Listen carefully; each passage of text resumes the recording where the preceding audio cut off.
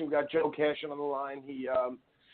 He's owner, founder for ADK Fightwear, who's kind enough to send some a T-shirt each of the hosts' way. So we're going to absolutely promote his fight gear. And that's dope. Appreciate that. Yeah, Sure. absolutely. We definitely appreciate that. I just want to say, do you have your line in Omar's gym, Black Hole Jiu-Jitsu? Is it actually in the Oh, yes. Nice. So you can purchase that stuff there. And you got a website, correct? Yeah, absolutely. You guys can check us out at adkfightwear.com. We've been going at it for about a little over 6 months, and it's been really successful. We've got a lot of great support from the community, whether it's MMA, BJJ, or just people who want to support the cause. So, it's been really good. We've had a lot of support from guys like Omar, and it's been a hell of a ride. Now, how long have you been venturing into this line? I'm sorry, I didn't get that last. Oh, I'm sorry. How long has it been since you decided to venture in? How long have you been in the game, really? I've been training jiu-jitsu for almost 7 years. Okay. So I've been at it for quite a bit here, and I've really started dedicating myself probably about 5 years ago to jiu-jitsu full time. Well, not really full time, but putting in double sessions and really starting to focus more on the craft. Really starting to appreciate the game, and I've got a really good training team up here in Albany area at Brian Bury Jiu-Jitsu. A lot of guys there that are just absolute killers, and some of them doing MMA, some of them just training jiu-jitsu, but really good group of guys, and plus being able to train with guys like Omar down at Black Hole really helps out as well. So I was going to say, you ever get a chance to go over there and kick Omar's ass a little bit? Oh yeah. I get a chance to go down there and get a thumping.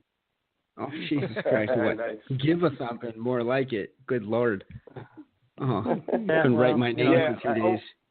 I like to break a lot of stigmas. I don't want people to think that big fat guys can't do little guy moves. So, I try to make sure I do at least one or two every time I roll that sends people thinking, what the hell is this guy doing? He busted out a berimbolo on my ass last Wednesday, and I'm like, I've not seen a man this size bust that out that wasn't speaking in a heavy Brazilian accent. This was just insane. It was just nuts. That's great. If I had any R's in my name when I roll, they'd be silent. So. Oh man, so Joe, what made you? Sorry. What do you prefer, gi or no gi, Joe? Whoop, I'm sorry. You guys hit me with two questions there. Yeah. I know, because that's Omar, the Captain Cutoff. Jesus Christ. What do you prefer, gi or no gi? Me personally, I prefer gi. I do both. I don't do no gi as much as I should, but I like to compete more in. I compete a lot in no gi, but my preference is 100% gi. I love the gi chokes. I love the elements that are added to jiu-jitsu when you have to start worrying about grip fighting, collar chokes, just being able to do simple things like get a grip on a pant leg or get a grip on a lapel really changes the aspect of the game, and it really helps with you being technical because you have to be that much more on point with every single aspect of your game with jiu-jitsu. So, there's a reason why all the guys who are champions, with probably the exception of Woodley, all the guys in the UFC who are champions train in a gi. You just get that much more technical, and it really does help you out in every aspect of your martial arts career. Do you think Woodley doesn't train in the gi because most gis are white, Joe? Do you think he's coming from that angle, or? That's kind of a large question. I don't know about that, but I don't think gi color has a preference. Yeah. I think Tyrone Woodley's just a hell of a wrestler, and he can get away with it. Yeah, pretty much. So I must apologize. We push the lines of racism right to the very brink of being racist every week on our show. Listen, you don't ever have to apologize for me. Omar will tell you about some shit I've said. So. Yeah, but not on air. On off well, air. That's true. Sure. Hey, get early in this conversation, buddy. Of course, we do not promote racism here. I'm a man of many colors. My family is basically every color of the rainbow, So, there you go. It's neither here nor there. I noticed that, ADK Fightwear, just doing a little research, ADK has to do with the Adirondack Mountains, and you guys incorporated your logo, the logo with the triangles. Really, of course, the whole Gracie and mind, body, spirit thing with the triangles, but it also represents mountains as well. That was real important, I'm assuming, to incorporate that. Yeah, that's a huge part of it, and the reason behind that is me and my wife are both from the Adirondack Mountains, where it's where we were we were both raised. We both went to school together up there. The Adirondacks, we still have family up there, so it's a huge, huge part of our life, and it's always been a source of inspiration. And when we decided to start the company, like I said, probably 6-7 months ago, we were looking for, what inspires us. And I'll tell you, if you guys have never been to the Adirondacks, you look up at the Adirondack Mountains, or you look out from a mountain and you look at the views. That's all the inspiration you need in life, man. I'll tell you, it's a beautiful thing. And when you're talking mind, body, and spirit, there's no more harmonious time than when you're looking at the Adirondacks. It's kind of a running joke whenever you go to Vermont that the best part of Vermont is the view of the Adirondacks. So, it was a no-brainer for us. And actually we've seen some people who've almost copycatted our logo a few times, since we've been around for just a short period. So I guess people seem to go for it. But we do have some other stuff that we're going to be working on, some new gear that incorporate the 46ers, which for people who don't really know, it's there's 46 high peaks in the Adirondacks. Right. So we've got a really cool new design we're coming out with in the next couple of months, where the whole state of New York State is outlined, but it's all with the names of the 46 high peaks. And I think that's going to be a pretty good seller. It looks pretty cool. We're gonna put it on one of our Tri-Blend shirts, which are probably the best shirts we've come across, and we're real excited about that release. So we'll kind of keep everybody posted about that. But we're the Adirondacks, like I said, they have a big part in our life. We even rolling in jiu-jitsu, I roll with some guys that they go up to the Adirondacks every weekend to go hiking. So it seemed like a no-brainer to incorporate. And being in Albany and being so close, it's been really nice when it comes to marketing for us as well. I bet it kind of ties it all in. Now, another thing, my name's Carl. Obviously, my one of my co-hosts is actually my brother. So we were speaking about the shirt earlier this week, and he actually mentioned it too. He was like, it really looks crisp and like fresh almost in a way. And I could see in the description on your website that that's the look you guys were going for. So it's pretty interesting to me that, he saw that out, and then that's actually an angle you guys were going for. You see it a lot, lately. It's becoming cleaner, with the Reebok sponsorship, inside the cage. It's pretty cool seeing all the sponsors on the shirts and everything, but the clean, crisp look, it's more of a professionalism, and I think that that's a pretty smart move on your part to kind of angle it that way. So I appreciate that. We definitely had that goal in mind. I'm not a designer by any stretch of the imagination. We had a friend who his brother-in-law is a graphic designer, so I gave him, a third-grade sketch basically of what I wanted, and he turned it into a real nice logo.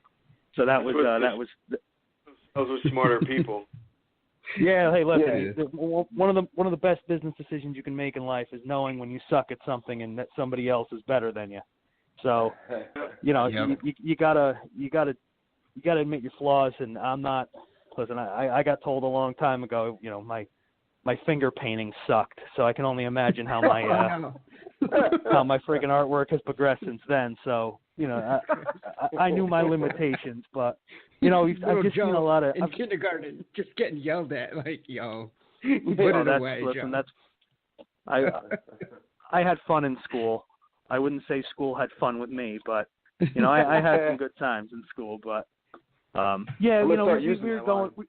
we've seen a lot of bullshit in the jiu-jitsu world, in the MMA world. A lot of stuff that's just capitalizing on just little buzzwords and just gear that looks like garbage. So we wanted to try to keep everything clean, keep it fresh, keep it all tournament legal, and just give guys something that they can wear that's going to give them it's not going to bind up on them. You're not going to have to worry about your shorts, ripping in the middle middle of a competition. You know, I've been in competitions. I've worn shitty gear. I know what it looks like. I know what it feels like. So I don't want to put that type of gear out there. So that's where a lot of our inspiration comes from. It's just giving nice, affordable gear to people. They're going to feel good rolling in, and hopefully they'll be able to, you know, be the best person they can be on the mat, in the ring, whatever it might be. Well, I saw that. Now, when you say when you say tournament legal, what do you mean by that? When I say what now, I'm sorry? That's what I was going to say. When you said tournament legal, what do you mean by that? Well, there's certain rules for different tournaments. So, like the International Brazilian Jiu-Jitsu Federation, they have certain rules with shorts that if you're doing no-gi, they have to be all black shorts. The only color it can have on there is from the logo of the company, or it can be the color of your belt.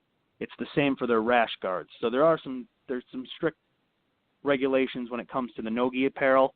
But also with the gi apparel, you have to know where gi patches can be, gi placement. You know, you can't put patches all over the gi and have it so somebody can't get a grip. There's certain restrictions you have to have. So little things like that, and being able to go to a regional tournament that doesn't have any of those restrictions to, you know, this year, me and one of my buddies went out to Masters Worlds in Vegas, and there was thousands of people there, and just knowing that your gi can be worn in competition and they can show it off, and that's important to me. You know, I don't want someone to show up to a tournament and be embarrassed because their gi doesn't meet regulation, and then they think, oh, you know, what was that schmuck who sold it to me doing? I want to make sure when they show up, you know, that's one of my biggest fears when I go to a tournament before is, oh shit, do I have the patch in the right spot? Is this here? Is this there? Is that there? I don't want people to have that issue. I want them to be able to walk right on. That's the last thing you want to be worried about, right, Joe? Like the last thing you should be focused on. Yeah, you got enough going on. You got a guy trying to choke you unconscious and break your arm. The last thing you got to be worried about is my collar too fluffy, or are my pants too short? That's the last fucking thing you need to be worried about. That's the prom. That's not a jiu-jitsu tournament. That's like and even that. Well, at the prom, you should be worried about getting laid. You shouldn't be worried about freaking hair. Are my pants break away? Are my pants break away? Yeah, exactly. Like, will they rip? Well, that could come in handy at the prom. Right. Hopefully they'll break away at the prom. Now, Joe, let me ask you something. Like, getting started with this whole, you know, getting the approvals for, you know, the competition approved, like, how do you even go about that? Like, you have to obviously know your shit and know what you're talking about to even get into a business like this. But, I mean, is it hard getting these approvals? Is it just like filling out paperwork and you know, applying for something? Or is it, you know, you have to be in the game a certain amount of time and be grandfathered in? You know, a lot of these, you know, licensures and things come with time. Yeah. I was just curious as to how that even starts. Like, how do you even get involved in that? It's pretty informal, to be honest with you. A lot of it is just, I've been doing it for such a long time that I kind of know what to look for. If you go to certain websites like the IBJJF, that's the universal body for the most part. You don't see people unless you're doing EBI, and they're very relaxed. But you don't see people with stricter uniform regulations in the IBJJF. So if you go on their website, they actually will have pictures of where gi, you know, patch placement can be, what types of gi you can wear, what the lengths of, you know, that's the real tricky part is making sure that you get the lengths of the pants so that they're not too short, not too long. There's little things like that, but it's pretty easy stuff to find. You just have to know where to look, and, you know, realistically, you want people to still have something that looks good that is regulation. You don't want them to be wearing something that looks like they just pulled it out of the most generic warehouse in the world. Carl, I don't think that, like, he meant, like, the company itself gets certified for tournaments. I think that it's like if a jiu-jitsu player is going to wear his gear, he's not going to have to worry about his gear being, not being. Right. I'm just thinking, like, I'm just thinking getting started in that, you know, just having the knowledge to even look into that. You know, obviously. That's right. I just didn't know. Yeah. Right. Well, in the end game, guys, it's all about what's important to me. You know, I get to be very narcissistic in this business because I get to really make stuff that I like to look at and that, is important to me. And for me, being able to compete at the highest level is what I want to do. I want to be able to go to Worlds and World Masters and the IBJJF big tournaments, and I want to be able to compete. And so through going to them and through competing, that's where you get a lot of that knowledge of what's legal and, do that in your own what guys like to wear. Trip. Right. So let me ask you something now.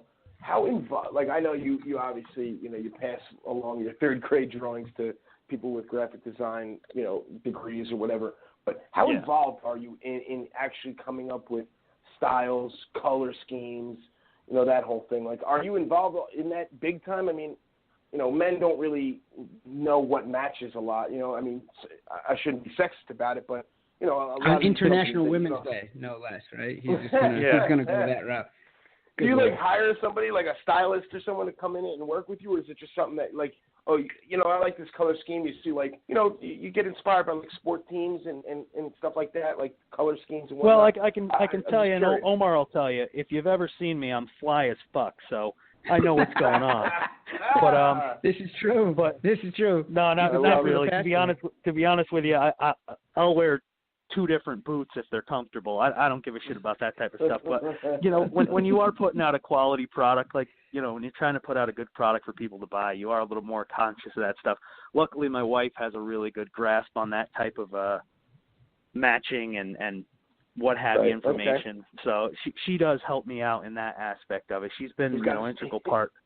Listen, I wouldn't on National Women's Day.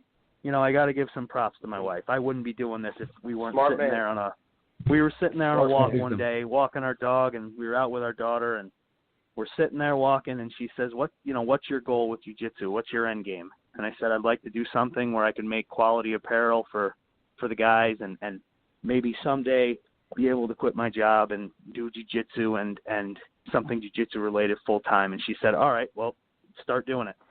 That's the type of woman she is. So she's awesome. Absolutely. Amazing. So I got to give big props out to her because starting a business is scary. It's not cheap, and it's a lot of time, and there's no guarantees. Support system. So exactly, Tommy. And there's no guarantees you're going to be successful to have backing from your Absolutely partner. Not. That's a great feeling. I can't say enough for the guys from Brian Bury Jiu-Jitsu and the guys from Black Hole Jiu-Jitsu. I can't say enough from those guys because, the second I started telling them that I was making a company and I showed them some of my stuff, it wasn't if they were going to support me. It was how much support can we give you? They just literally this community. Well, you don't realize it because this community is so small. This jiu-jitsu community. You think it's this huge, massive worldwide entity, and it is. But at the end of the day, you'll walk into a gym in California, and you'll say the name of a guy, and 4 guys will know that guy that you train with. And it's such a small community that it's really, really cool, and things can spread like wildfire. And I'm hoping that we can really take off here in 2017. Well, definitely, you sound like a cool dude, and you definitely got a voice on Pride Rules from now on, that's for sure. Yeah. Absolutely, no, we will support that, you guys. for sure. For sure, I really do. And I was telling guys, I was telling my buddy Marcelo, who I train with up at Bury Jiu-Jitsu. I told him I'd give him a shout out. But I was talking with him, and this whole stuff is all about people helping people. It's a lot easier to do this as a team, and anything I can do to support you guys, it's honestly it's a pleasure. And I anything you guys need, you let me know. I appreciate that. How long do you want to stay on? You want to hang out for a little bit, a couple more minutes, discuss the card maybe from this weekend? Yeah, I can. Yeah, we can hang out for a little bit. I know Omar told me a little. You guys wanted to talk about that combat jiu-jitsu garbage. You don't like it? Oh my God! You didn't like it? That's why I wanted to have the conversation because Tommy loves it. Can you guys, Omar, do me a favor. Omar or Tommy, someone set it up for the listeners. They might not know exactly what you're talking about.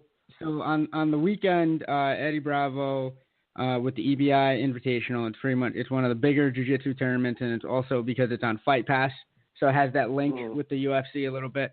So Eddie's like, you know what? Let's just do slaps plus jiu-jitsu.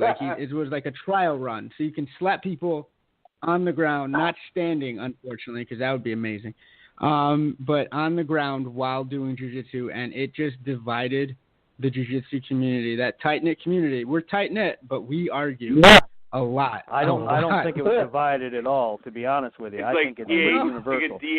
no DH in baseball. It was like going into a woman's locker room in a high school and watching them just bitch slap each other. It was awful. Yeah, if you go back to the Great Action tapes, that's what they did.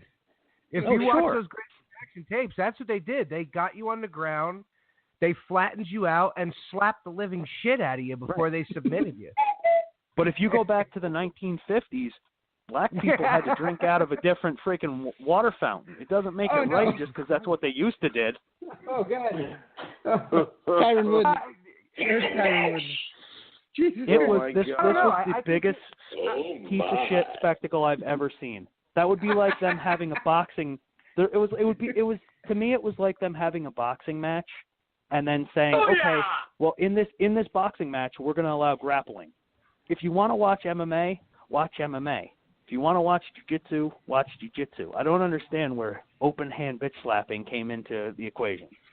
I mean, he's got a point, guys. I'm sorry. This is really. I'm coming into this. What it comes down to is ratings. They're trying to get people to watch, so they're coming up with gimmicks.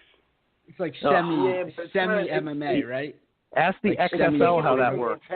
Oh, God. Oh, the XFL. There's an XFL. Oh, you want gimmicks? See how that works. You know what I mean?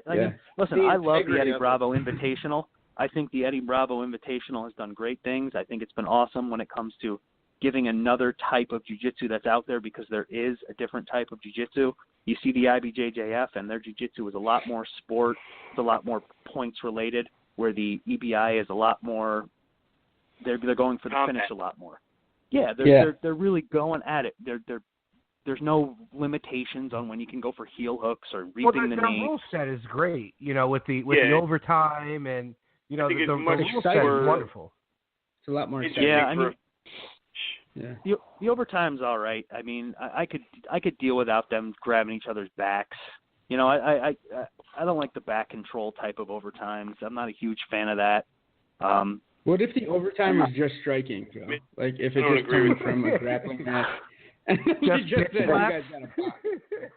Then it's not jiu-jitsu. No, it's chess boxing. Remember? Like then they have to play like hopscotch. And then the third one, they actually have to play like Parcheesi. Did you say chess boxing, like Wu-Tang chess boxing? No, like they actually, like in Russia, right? They used to have chess boxing, yeah. Yeah. They play chess, and then in between they box around. It's nuts. Yeah. It's weird. They consider that like the ultimate test, because you have to be mentally prepared, and then you have to be physically prepared. Yeah. That's fucking Christ. I can barely play chess. Imagine getting those Russians.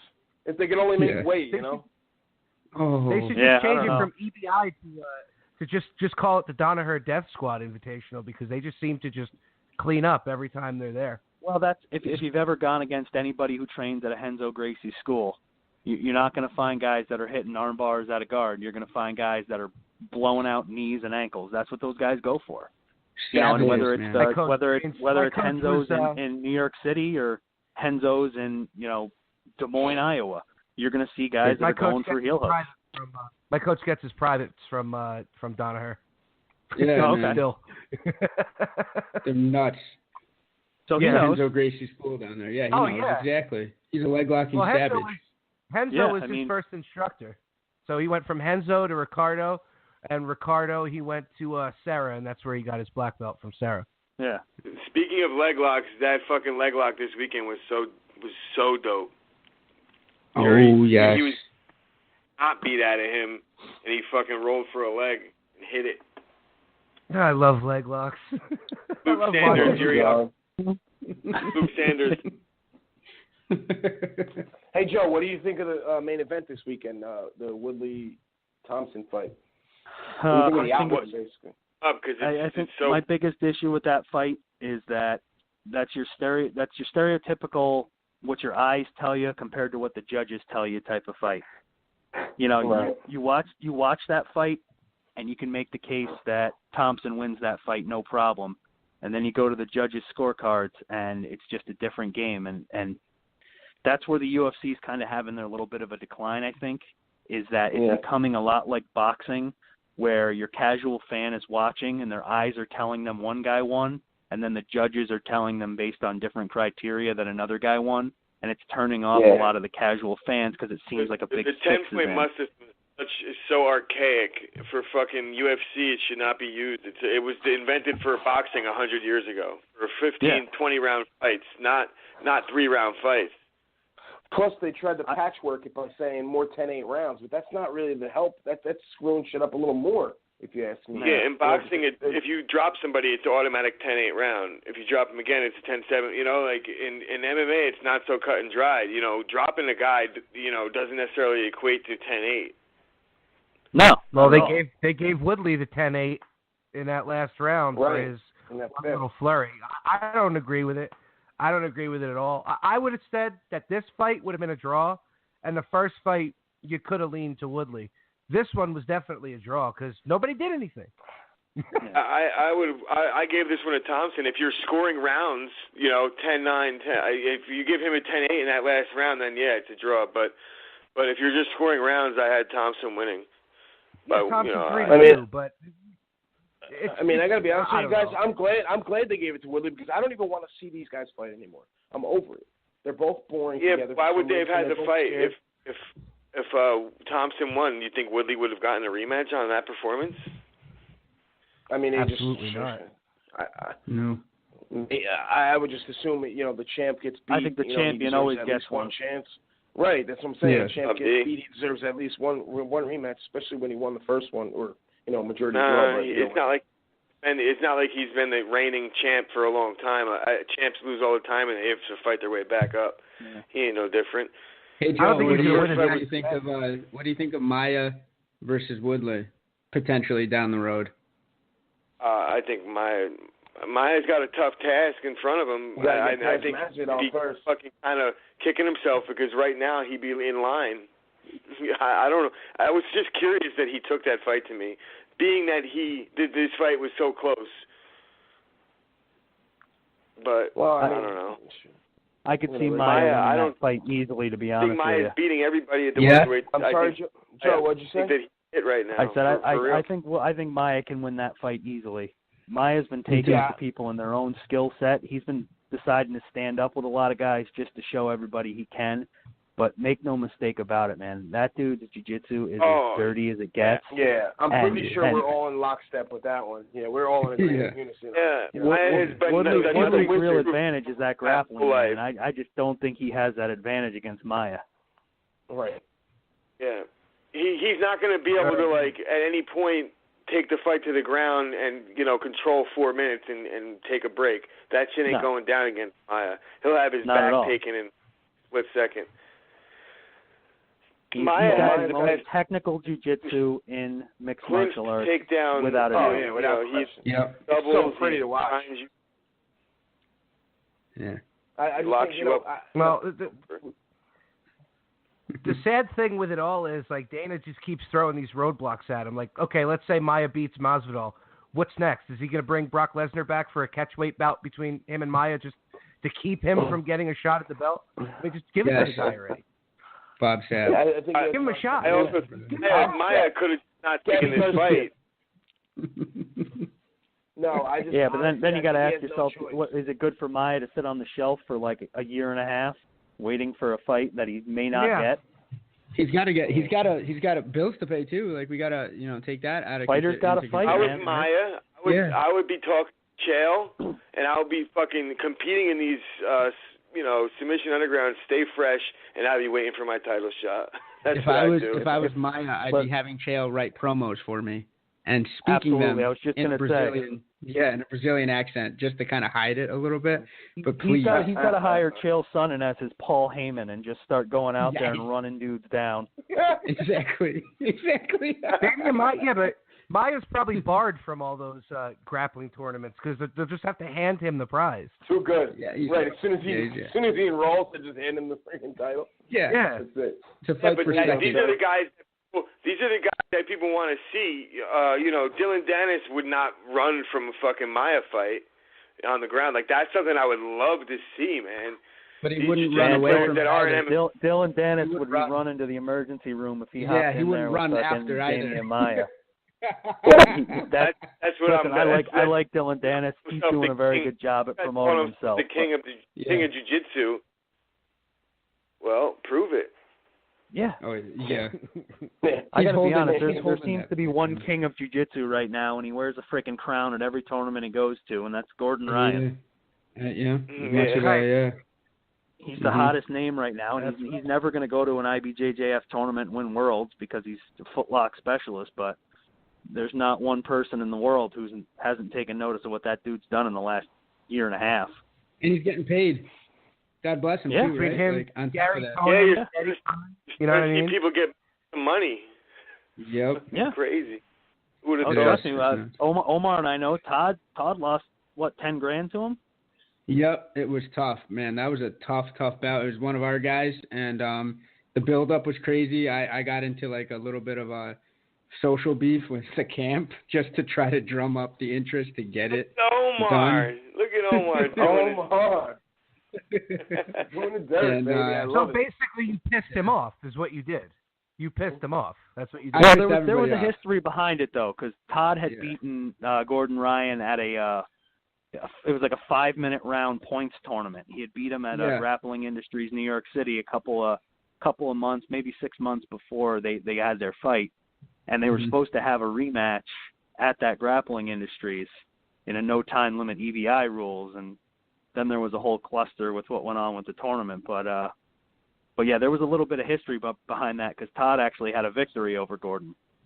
Yeah, and they were trying to sun Todd out because they were like, who is he? His name's not big enough. This, that, and I'm like, he's the same guy that has the win over your boy though. Yeah. That's all I said. I just said, hey, Exhibit A.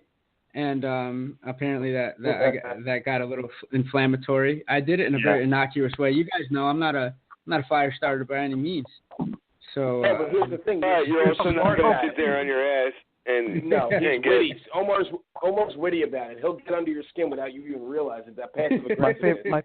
My favorite part of the whole thing too was that Gordon acted like he wasn't pissed off about losing to Todd at that Grappling Industries, but he stormed off and didn't even go to the podium to get his silver medal. Yeah, that's bullshit. Well, good losers, to me, I can't stand it. Like I don't blame them. Good loser. Yeah, man, come on. You do it out of respect for your opponent. I mean, at the end of the day, I struggle with that, admittedly. And you know what? It's probably harder because this is how these guys make money. These guys don't have regular jobs. I mean, they'll teach at their schools or whatever, but this is how they make their money. Like Gary Tonin made $100,000. What do you think is the biggest contributing factor to jiu-jitsu players actually making legit money nowadays? You think it's the EBI rules? I think that had a huge impact on it. I think that the UFC getting involved with it, they're actually made some money available. I mean, you look at the IBJJF; they've just been collecting checks from people for years, and they'll pay out one guy $5,000 once a year, and everybody else gets nothing. You pay them to get a shiny. I want to work for the IBJJF because then I'll make a lot of money. I want to work for the IBJJF because everybody seems to be attractive who does. I want to collect those. Yeah. I want Omar to work so he can get me press passes and shit. Yes, exactly. So let me ask you guys something. This whole with the UFC 209, with the Khabib Ferguson fallout. Now, does Ferguson get any money for this, or he just screwed out of a payday? He hasn't gotten paid yet. Nope. He just hasn't got it yet. Yeah, he hasn't got paid yet, but they're paying him. He'll get his show money. Does he get any portion of Khabib's for Khabib not making weight? I don't think so. No, but Khabib doesn't get paid at all. Because Khabib did not make weight. He didn't win. He doesn't even, I don't think the UFC's on the hook for any of that money whatsoever. So therefore, Ferguson's not subject to any of that purse because Khabib didn't show technically, so they don't have to pay the show money. I guess. I mean, I just think it's kind of shitty, but that is nasty because I mean, look at what happened with Cole Miller. Remember that whole Cole Miller issue where like people kept pulling out of fights. That's why it's so technical. Yeah, the UFC doesn't give money to people. They don't give a fuck. You know, they're not going to just we feel bad for you. Go, it's go fuck yourself. They don't pay guys anyway, so why would they pay them for not showing? Yeah, that's true. That's why. Fuck Khabib all day. Fuck Khabib. What are your thoughts on? Joe, what are your thoughts on Conor McGregor? I'm dead serious about this. Oh, no. What do you feel about it? You know what I like about Conor McGregor? I like Conor McGregor. Nothing? I like him because in the 2 years he's really been relevant, he's going to actually get paid. He's going to do the smart thing because he could have sat there and he could have fought jabroni after jabroni in the UFC, and he probably would have ran into somebody like Khabib or Ferguson who were going to knock him out or submit him or take him out. But he was smart about it, and he's looking for the payday. He's watching guys like, Amir Khan collect these huge paychecks in boxing, and he's sitting there on the sidelines drawing hundreds of millions of dollars into the UFC, and he gets, what, $2 million? What did Pacquiao get for fighting Mayweather? A couple $100 million?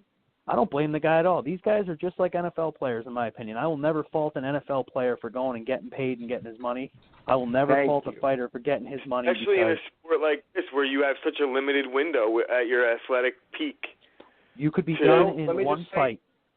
Joe, you're a genius because we share the exact same views. I just wanted to tell you that. You're spot on.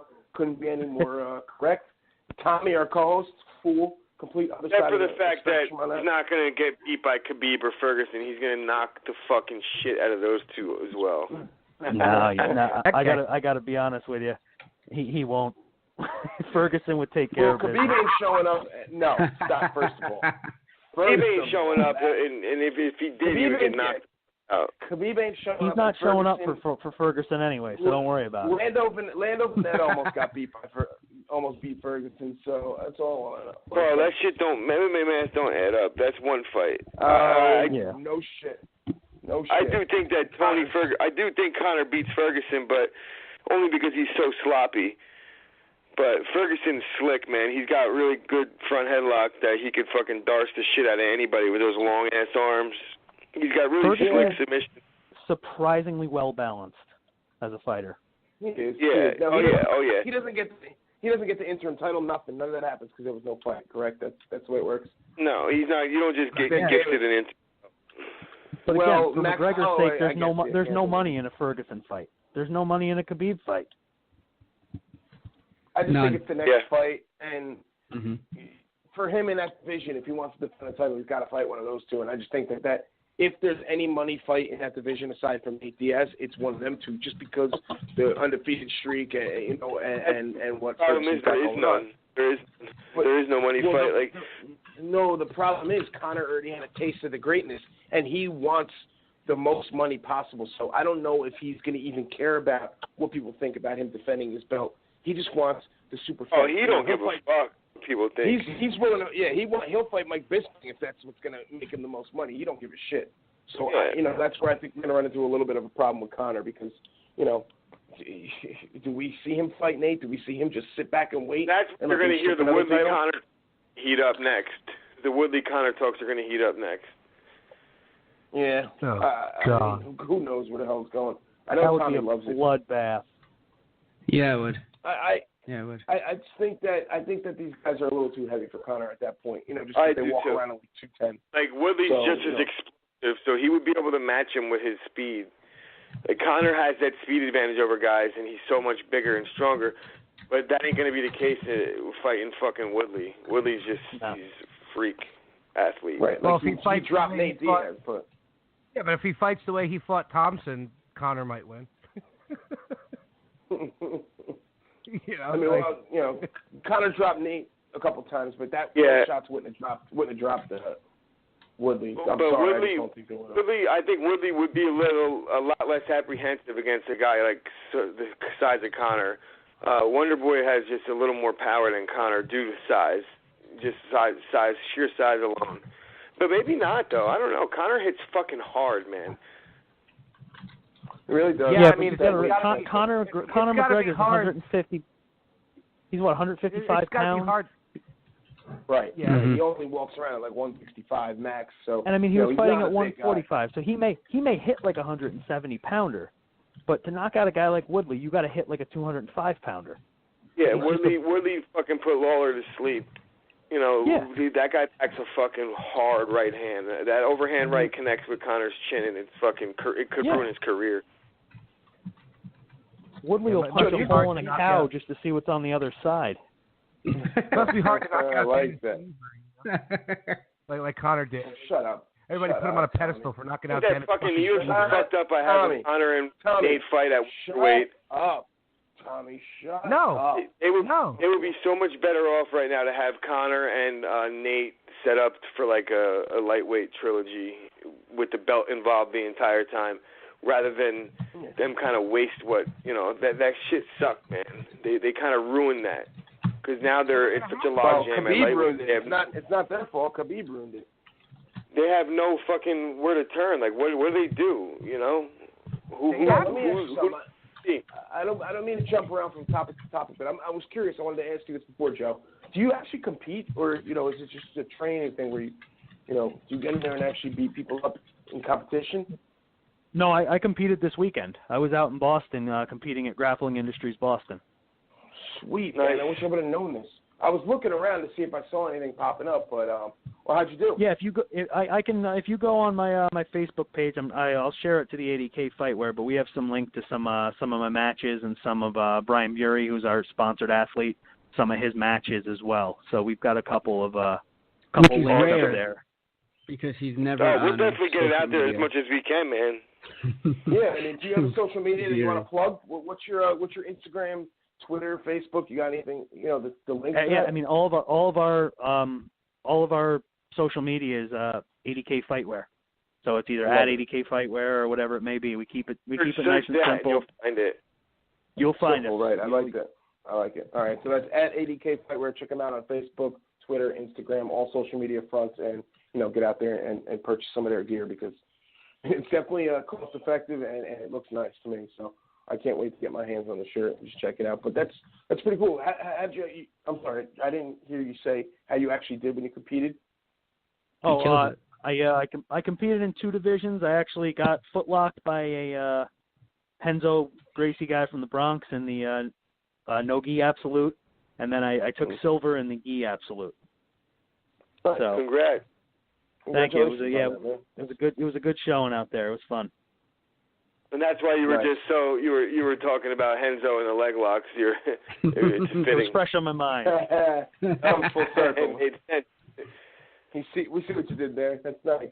It was cool though. It's fun. I love going against those guys because they always send a new. You escape injury free. Yeah, it's just a new element to the game for me. I never really trained footlocks a lot in my my training. So I was gonna say, I'm very, very green. Don't get me wrong. I trained a little bit, and we weren't even allowed to fuck around with leg locks at all at my school. Yeah, I mean, there's something that people really need to know, and they translate really well to street fights or self-defense situations because. It's why in Sambo they go after the knees because the reason behind that is the Russian military always felt if you're in hand-to-hand combat and you take out the knees of a guy, now it takes 2 other soldiers to carry him off the battlefield compared to if you take his arm, he can walk himself off the battlefield. So yeah, that's true. I never knew that. That's pretty cool. I never knew that was the thought process behind it, but it makes sense and it's utterly Russian. It really is. Yeah, it's definitely a Russian mentality. It really is. You fight me, you're going to have to get 3 of your compadres to carry you away once I'm done, just out of shame. And it would be comrade. Don't get it. Hey, compadre. they funded the Nicaraguan uprisings, all right? So compadre, I think, still. Oh my God. So how did he set up, Joe? How did he set up the footlock? Were you in his guard or? I was into it. To be honest, I was on top, and I went for a sloppy pass.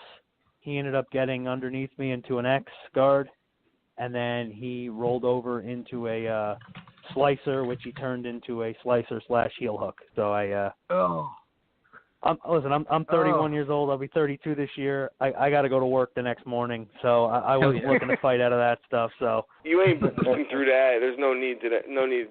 Some of these guys are 22 years old and made of rubber. I'm not like that. It takes me 15 minutes to get out of bed to take a piss right now. So now, if you were doing combat jiu-jitsu, you could have slapped the shit out of him at least before he had to bat. He would have bit me or something. Yeah, but then you got to combat. You got to contend with that coming your way as well. Yeah. Right. Then I get to be known as the guy who bitch slaps somebody in jiu-jitsu.